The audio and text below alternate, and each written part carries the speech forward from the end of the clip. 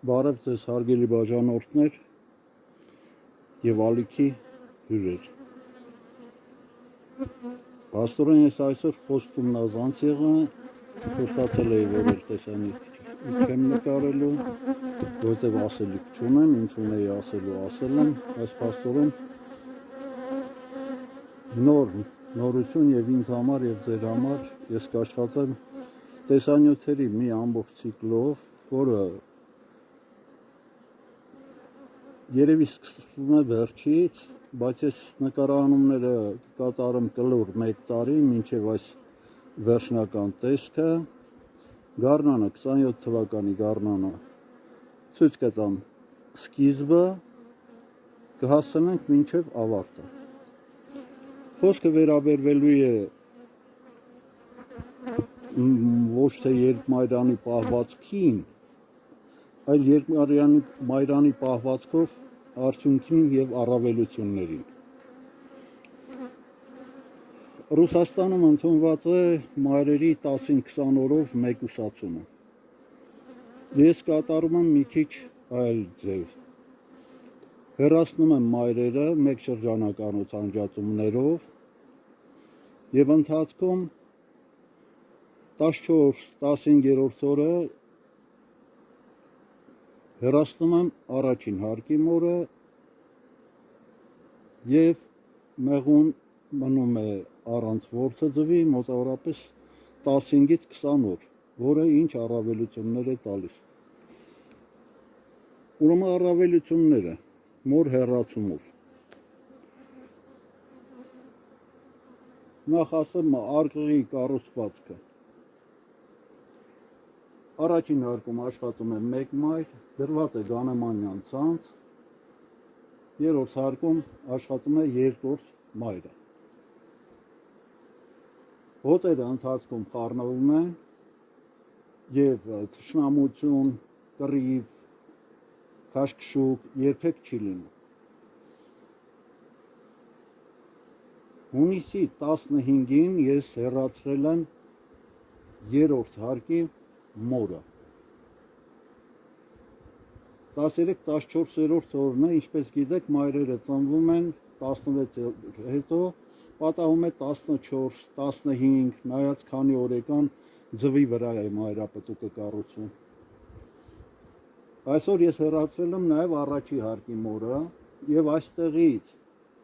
գիտեք, որ մայրապտուկները ոչ թե մեկ շրջանակի վրա են գցում, շրջանակով մայրապտուկը իջեցրել եմ առաջին հարկ։ Տեղնավորման թռիչքի ժամանակ ոնց էլ չլինի 2-ից 1-ը կգա,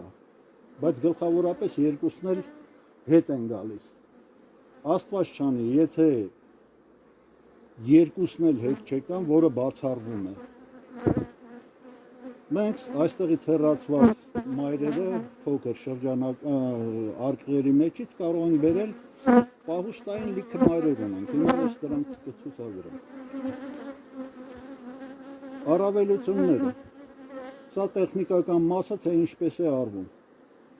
Ուրեմն առաջին առավելությունը։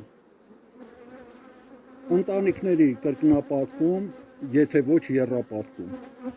Եթե ցանկություն ունեք, նաև քառապատկում։ Երկրորդը, միշտ ունենում ենք նոր թարմ մայրեր, 1 տարեկան մայրերը, գիտեք, որ ավելի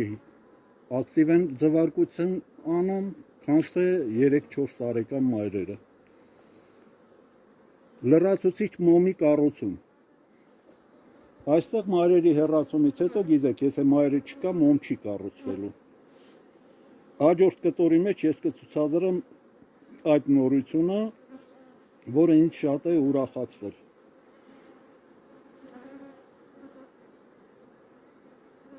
Գարնանը ձագատենձից խուսափելը թարմ նոր մայրերը, 1 տարեկան մայրերը, ձագատենձի բնազդը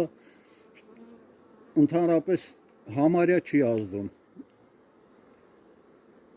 Ձակ են տալիս հին մայրերով, ասենք 3-4, 2 տարեկան մայրերը, 1 տարեկան մայրերը գլխավորապես ձակ չեն տալիս։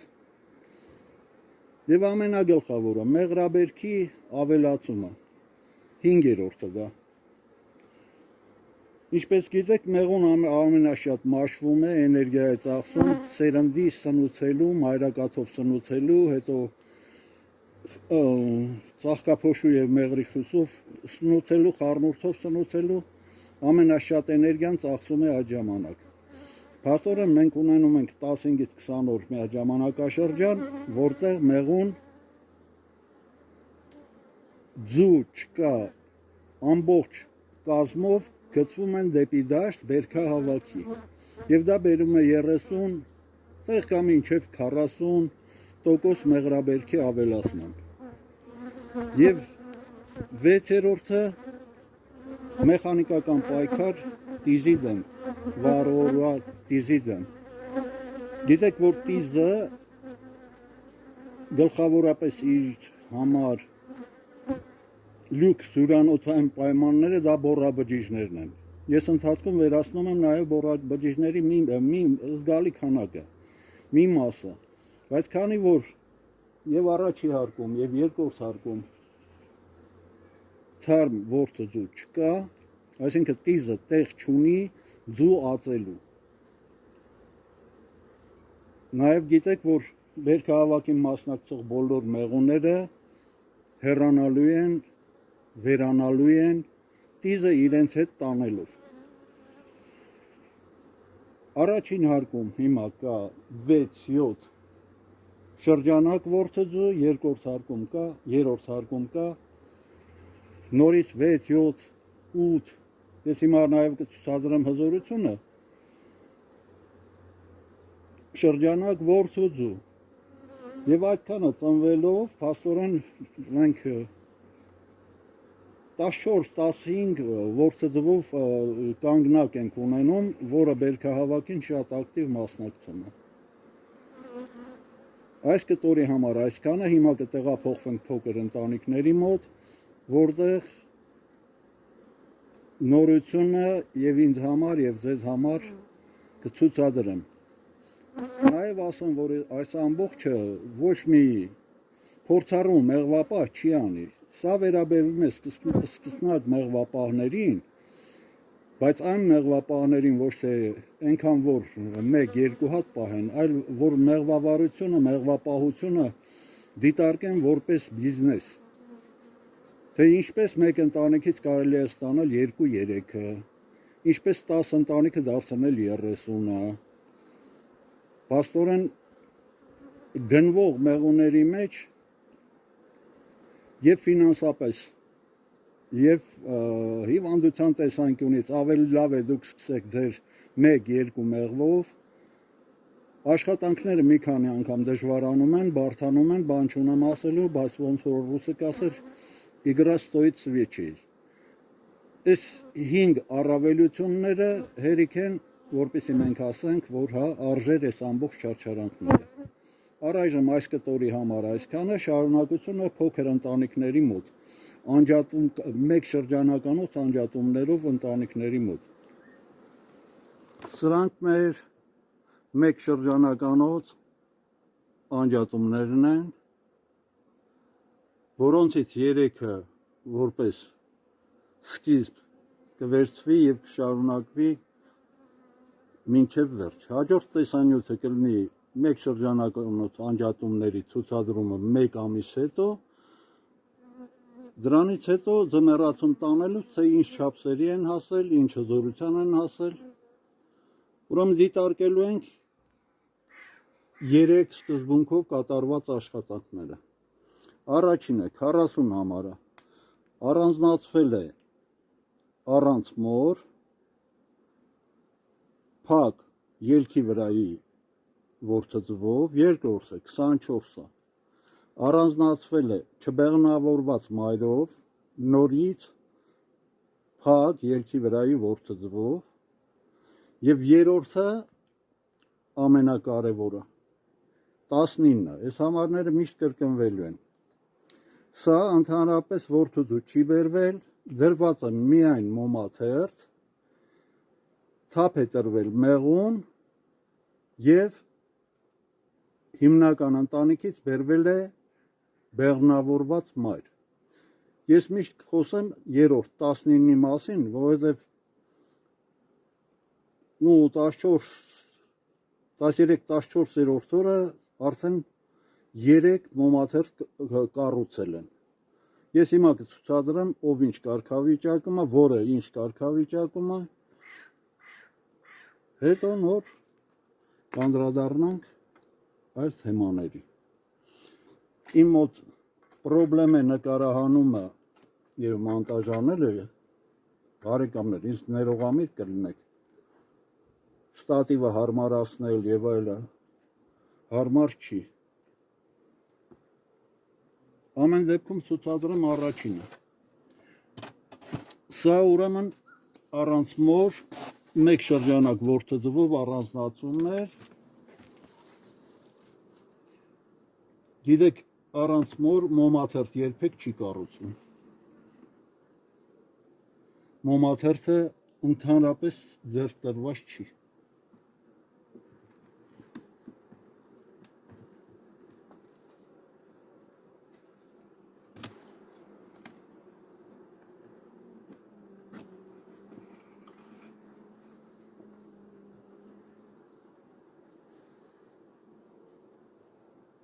Տեղափոխվել է այս ընտանիքը եւ նայեք մայրապտուկները, այսինքն մայր չկա, բայց թարմ որդեձվի վրա գծված մայրապտուկներ կան։ Սա որպես փորձ է արվել, ճիշտն ասած, ինձ հետաքրքիր է թե աշնանը ինչ չափսերի կհասնեն։ Ես մոռացա աշխատանքային քերիչը վերցնել։ Սա ուրեմն առաջին ընտանիքը, որում չկա մայր։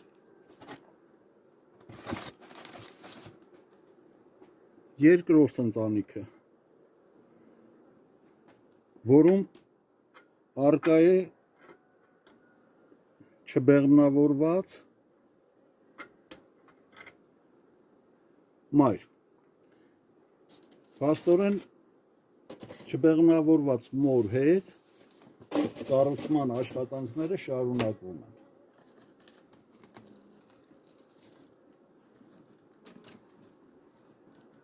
Սա ես իջացրել եմ 3, առայժմ կառուցման նշանները չկան, բայց 2 մոմաթերթ արդեն պատրաստի վիճակում են։ Սա 30-40%-ը, եթե մոմաթերթի մի երեսը կառուցում են, կարող եք շրջանակը շուռ տալ հաջորդ երեսի համար։ Այսինքն կառուցման աշխատանքները այստեղ շարունակվելու են եւ հետագայում սրանք կավելանան միայն մոմաթերթերով։ Ես ճիշտն ասած գնել էի մեղրահացեր, չէ, որով իմ մեղվանոց բերեցի ես Ասկո Սֆերոզը։ 3 ընտանիք, չեմ կարողանում ոչ մի կերպ բուժել, սարսափելի հիվանդություն չի, բայց շատ տհաճ է դա։ Մեղրահացեր գնելուց եղեք զգույշ, պարտաճանաչ մարդկանցից վերցրեք։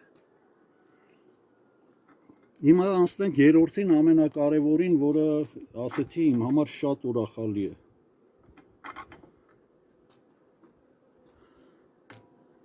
Ես մեծ դժվարությամբ եմ կարողանում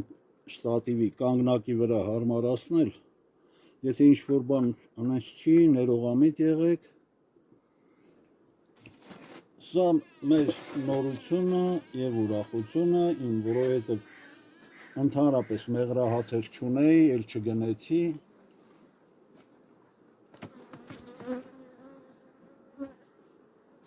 Սա ես նորից ավելացրել եմ 3,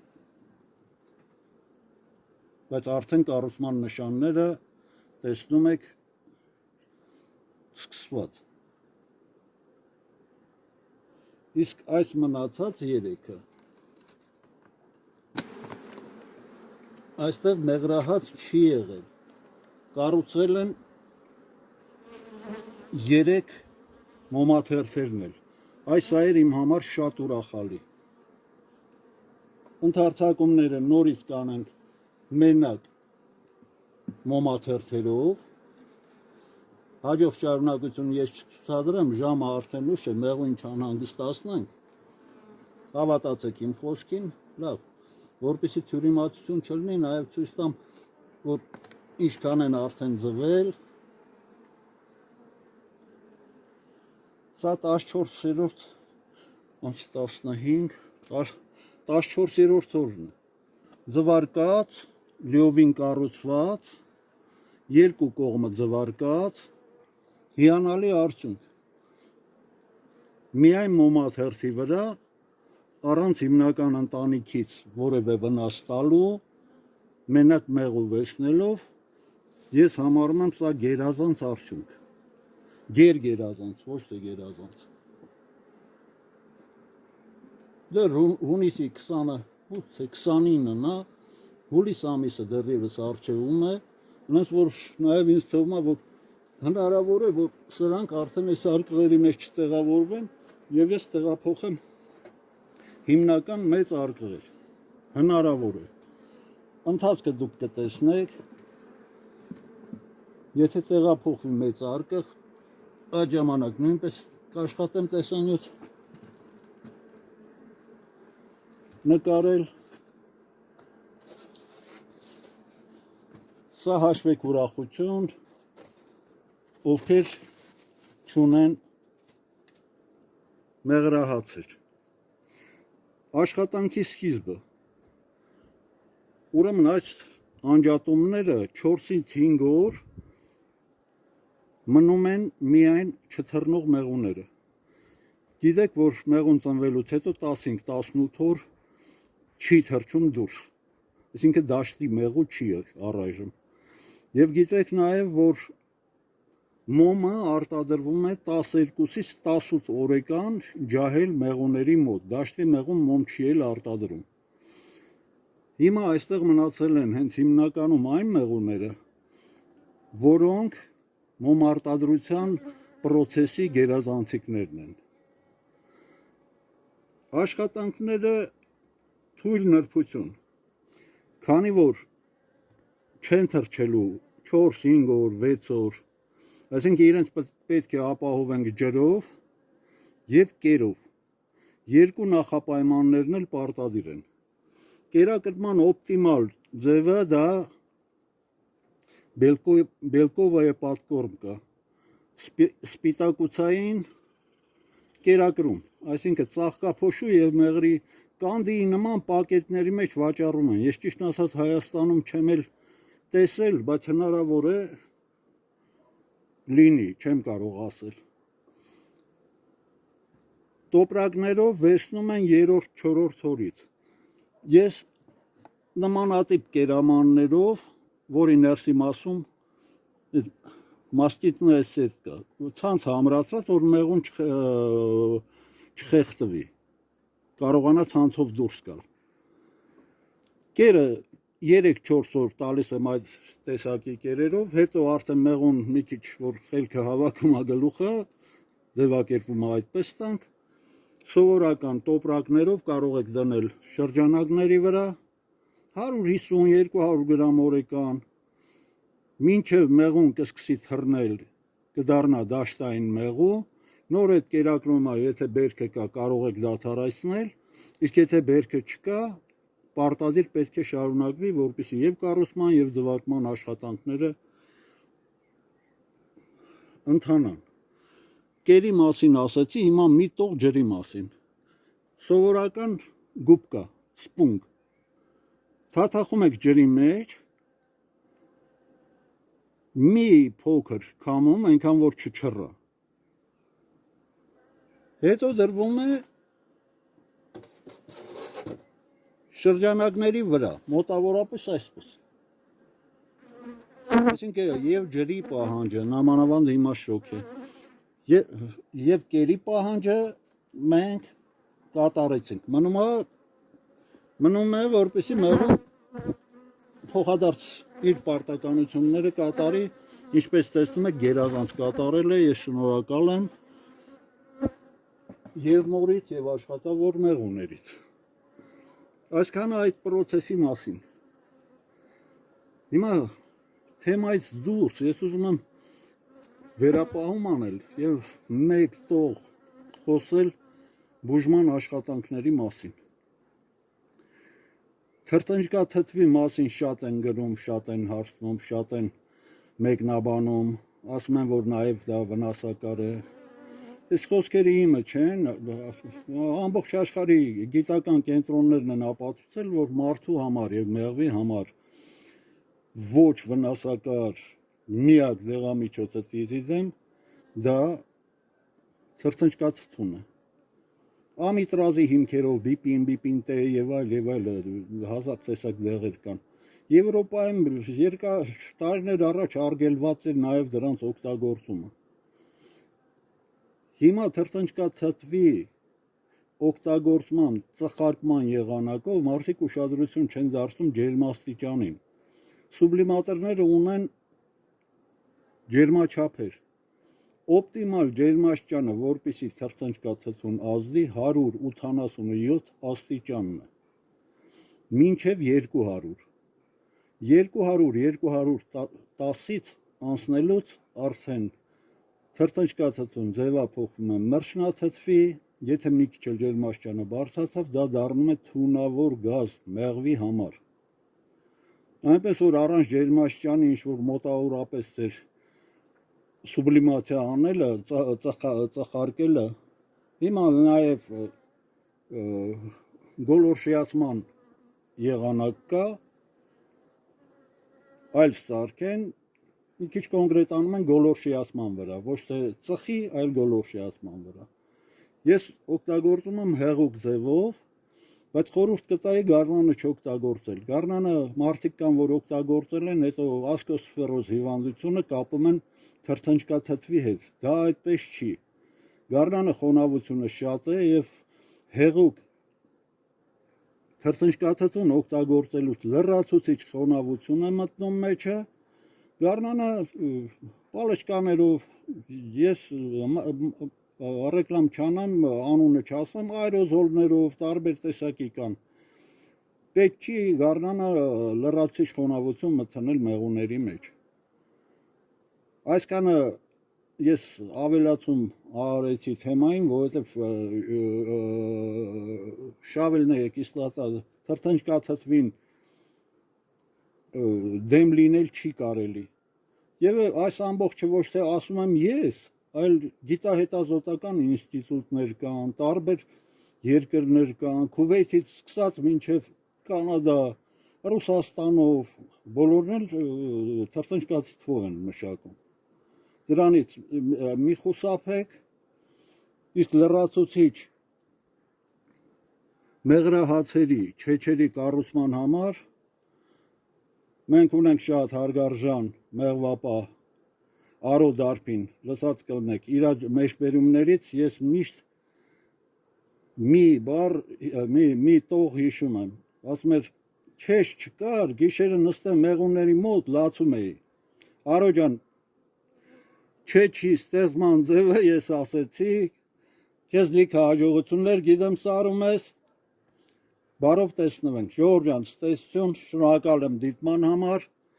վերջի ավելացման համար էլ ներող կլինեք, բայց ասեմ, մեկնաբանությունների մեջ շատ տարօրինակ բաներ են գրվում, ես դրա համար ավելացրեցի։ Նորից եմ ասում, ես այդ ամբողջը ոչ թե ասում եմ, որ պարտադիր դուք անեք, այլ ես անում եմ այդպես։ Եթե հարմար կլինի, դուք էլ փորձեք։ Հարմար չի լինի, դուք կիմանաք։ Սկսնակներին լիքը հաջողություն, ոչ մի բանից մի վախեցեք, փորձեք, կարդացեք, նայեք, սովորեք ու կտեսնեք, որ մեր պահպանողական մեղվապահությունից համարյա լավ բաները կմնան, իսկ վատերը կգնան։ Իսկ մինչև պետական աջակցություն չլինի մեղվապահությանը, Հայաստանում մենք տեղում վեշնել բուքսավատին ոնց են ասում։ Ոբշեմ, հասկացանք իրար, ցտեսություն, շնորհակալություն դիտման համար։